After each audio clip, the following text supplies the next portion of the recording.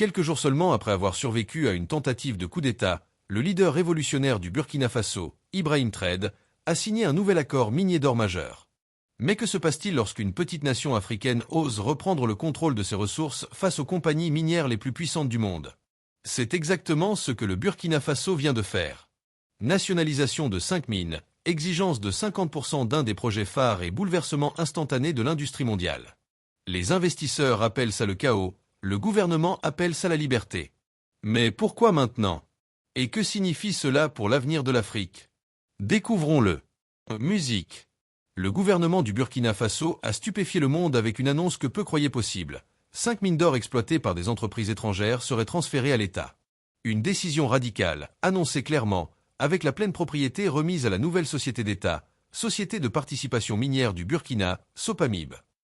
Cette nouvelle a explosé sur les places boursières de Toronto, Sydney, Londres et New York. Pendant des années, le Burkina Faso avait été un simple maillon dans le modèle standard Afrique plus capitaux occidentaux. Mais en une seule annonce, ce modèle est remis en question. Western African Resources, entreprise australienne sur le projet Kiaka, a dû suspendre sa cotation.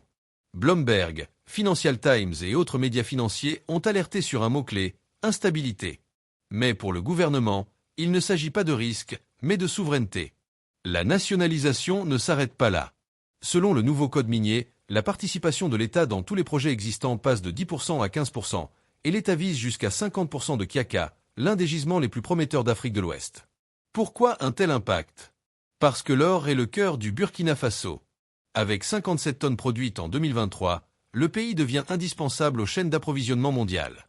Une perturbation ici ne touche pas seulement le Burkina Faso, elle secoue le marché mondial de l'or. Mais au-delà du marché, le symbole est puissant. Pendant des décennies, les ressources africaines étaient offertes sous couvert de partenariat. Aujourd'hui, le Burkina Faso dit « assez ». Politique, économie, symbole. Cette annonce montre au Mali, au Niger et aux autres nations que la souveraineté prime sur les intérêts des investisseurs étrangers. Alors, pourquoi maintenant? Les prix mondiaux de l'or ont explosé, plus 27% en 2025, créant une opportunité unique pour exiger une part plus grande. Le gouvernement veut mettre fin à des décennies de dépendance, reprendre le contrôle et transformer l'or en richesse réelle pour son peuple. La nationalisation vise aussi à sécuriser les ressources contre la contrebande et l'exploitation illégale, souvent financées par des groupes armés. La création de la SOPAMIB permet de formaliser l'exploitation artisanale, en intégrant les mineurs locaux dans le circuit légal. L'objectif? Que les profits de l'or financent les routes, hôpitaux, écoles et infrastructures.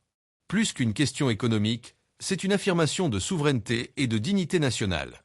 Le Burkina Faso ouvre également la voie à l'industrialisation locale, avec des projets de raffinage sur place et une réduction de l'exportation brute.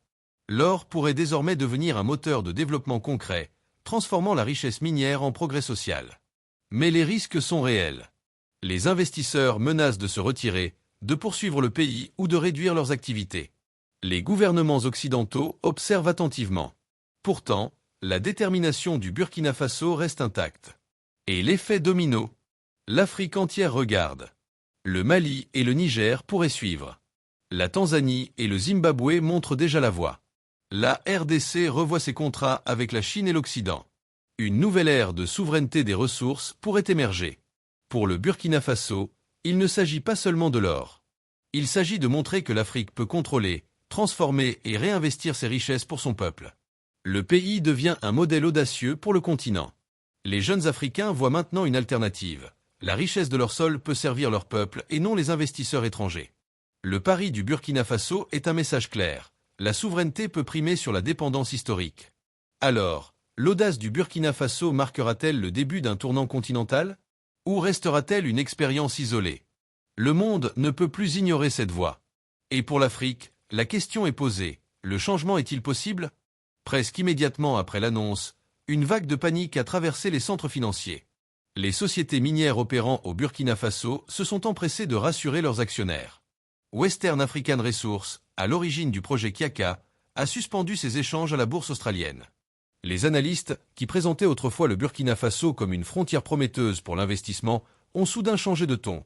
Climat volatile, risques politiques et incertitudes économiques dominaient désormais leur rapport. Ce n'était pas un simple ajustement du marché, c'était un véritable séisme financier. Des géants comme IAM Gold, Endeavour Mining et Goldfields ont vu leur modèle bouleversé du jour au lendemain. Pendant des années, les investisseurs avaient supposé que les gouvernements africains continueraient de privilégier les capitaux étrangers. L'audace du Burkina Faso a brisé cette certitude. Les médias occidentaux n'ont pas tardé à amplifier la panique.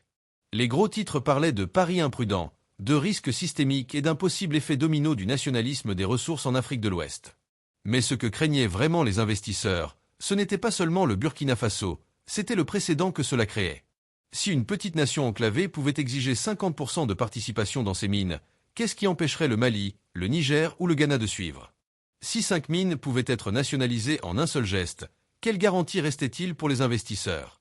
Dans les coulisses, les entreprises cherchaient à négocier des garanties, certaines menaçaient des poursuites ou l'arbitrage international. Mais la volonté politique du Burkina Faso restait inébranlable. Contrairement au gouvernement précédent, cette administration ne cède pas face aux menaces, sanctions, pression diplomatique ou retrait des aides. Et dans un monde où la Chine, la Russie et les pays du Golfe sont prêts à investir, les anciens leviers d'influence semblent désormais inefficaces. Sur le continent, la réaction est différente. De Bamako à Kinshasa, les décideurs et la société civile observent fascinés. Le rapport de force change. Les États africains peuvent tenir tête aux multinationales. Ce n'est pas juste une question de richesse, c'est un véritable repositionnement géopolitique. Pour les investisseurs, les options sont limitées, s'adapter ou partir. Mais cette panique révèle une vérité profonde. Pendant des décennies, l'Afrique avait plus besoin des investisseurs que l'inverse. Aujourd'hui, avec l'or, le cobalt, le lithium et l'uranium, le besoin du monde pour l'Afrique dépasse celui de l'Afrique pour les capitaux étrangers. Et maintenant, comment transformer cette audace en développement concret pour le peuple? La nationalisation sans transformation reste symbolique. Le gouvernement du Burkina Faso a présenté une stratégie ambitieuse. Transformation locale, raffinerie industrielle pour produire des lingots et réduire l'exportation brute. Formalisation de l'exploitation artisanale, intégrer les mineurs locaux dans le circuit légal, sécuriser leurs revenus et limiter la contrebande. Redistribution des bénéfices, financer routes, hôpitaux, écoles et infrastructures, afin que la richesse serve réellement la population. Diversification économique, utiliser les revenus pour développer l'agriculture, l'industrie manufacturière et les énergies renouvelables.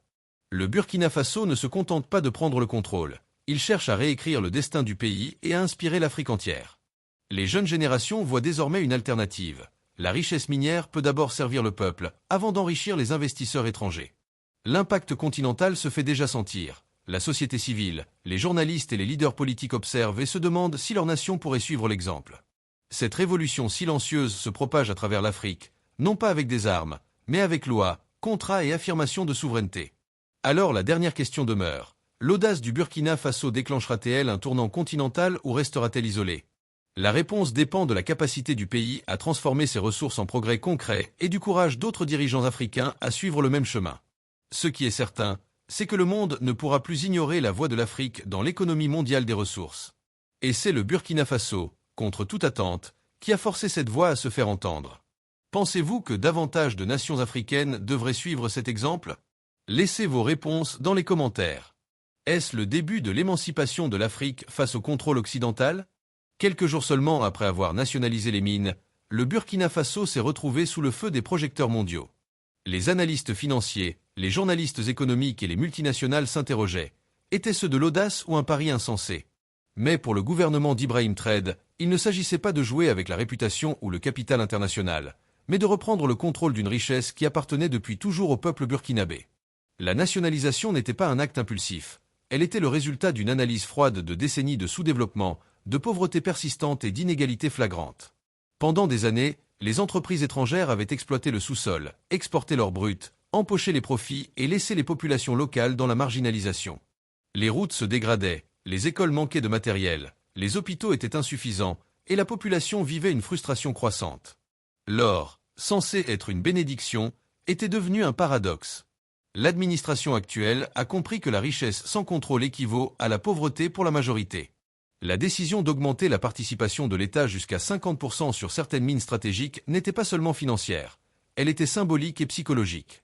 Elle envoyait un message clair aux investisseurs et aux nations voisines. L'Afrique peut reprendre ses ressources, et elle le fera avec détermination. Le Burkina Faso devenait ainsi un laboratoire politique et économique pour le continent. Les autres pays africains observaient attentivement. Le Mali, le Niger, le Ghana et même la Tanzanie voyaient dans cette initiative un exemple de souveraineté qui pourrait transformer leur rapport avec les multinationales. L'effet domino potentiel était énorme. Si le Burkina Faso réussissait à transformer ce contrôle en développement tangible, la perception internationale de l'investissement en Afrique pourrait changer radicalement. Les anciennes certitudes que les gouvernements africains resteraient passifs face aux intérêts étrangers s'effondraient. Mais l'audace seule ne suffisait pas. Pour transformer cette nationalisation en progrès concret, le gouvernement adoptait une approche multidimensionnelle: développement industriel, transformation locale des minerais, intégration des mineurs artisanaux, redistribution des profits et investissement dans les infrastructures. Les projets de raffinerie industrielle permettraient de produire des lingots sur place, réduisant la dépendance aux matières premières brutes et augmentant la valeur ajoutée locale. Les mineurs artisanaux, autrefois marginalisés et poussés vers l'illégalité, seraient désormais intégrés dans un cadre légal sécurisé, stabilisant leurs revenus et contribuant directement à l'économie nationale. Les profits issus de l'or ne seraient plus simplement des chiffres sur un compte à l'étranger. Ils financeraient des routes, des écoles, des hôpitaux et des réseaux énergétiques, changeant la vie quotidienne de millions de Burkinabés. La nationalisation avait également une dimension idéologique et psychologique, montrer que l'Afrique pouvait contrôler ses ressources sans céder à la pression extérieure. Le président Trade et son gouvernement comprenaient que le succès ne serait pas mesuré par les documents officiels ou les rapports financiers, mais par les changements visibles dans la vie des citoyens, l'accès à l'électricité, des infrastructures de santé, des emplois stables et des routes praticables. L'or devait enfin briller pour le peuple, et non pour des investisseurs étrangers. À l'échelle continentale, l'impact potentiel était encore plus vaste. Le Burkina Faso devenait un exemple à suivre pour le Sahel et au-delà. Avec l'alliance des États du Sahel, incluant le Mali et le Niger, un nouveau bloc de souveraineté sur les ressources prenait forme. Ces nations partageaient désormais non seulement des frontières, mais également une vision commune: reprendre le contrôle de leurs ressources stratégiques. Pour le Niger, il s'agissait de l'uranium, pour le Mali, de l'or, pour le Burkina Faso, de l'or et de la souveraineté économique. Cette initiative pourrait déclencher une réévaluation continentale des relations avec les multinationales, encourageant d'autres nations africaines à renégocier leurs contrats ou à imposer un contrôle plus important sur leurs richesses naturelles. Cependant, ce chemin est semé de défis. La corruption, les menaces sécuritaires, le manque de capacités techniques et la nécessité de garantir la transparence dans l'utilisation des profits représentent autant d'obstacles. La nationalisation peut créer de l'inefficacité si elle n'est pas accompagnée de réformes structurelles et d'investissements stratégiques. Pourtant, le Burkina Faso a démontré que posséder le contrôle des ressources est la première étape pour construire un futur prospère et indépendant.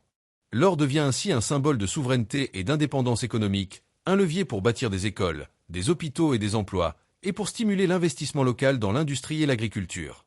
La décision audacieuse du Burkina Faso envoie un message clair: les ressources africaines appartiennent d'abord aux peuples africains.